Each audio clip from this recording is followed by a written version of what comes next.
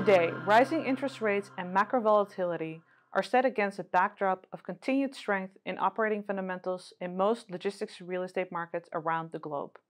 My name is Eva van der Pluijm-Kok and I head up European research. And today I will be sharing with you 3 global themes. This is logistics real estate in 100 seconds.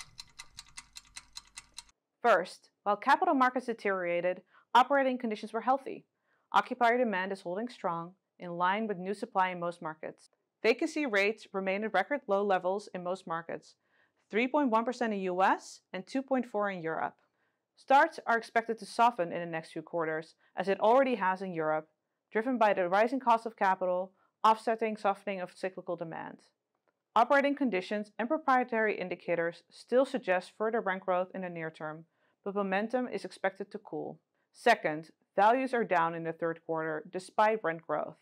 Rents grew 5.2% over the quarter, with the strongest growth in the US at 6.9%. The repricing of real estate resulted in an expansion of 30 basis points in the US and 40 in Europe, outpacing rent growth and leading to a value decline over the quarter of 1.4% in the US and 4.5% in Europe. Looking forward, we do expect further downward pressure on values driven by continued capital market volatility. Third, the macro outlook has worsened, particularly in Europe. Thus far, the impact on demand has been limited, with only a handful of deals being put on hold. The softening of the macro environment is expected to reduce cyclical demand and with that, the urgency to lease space. Structural reconfiguration of supply chain networks remains a priority, particularly as transportation costs increase, generating structural demand.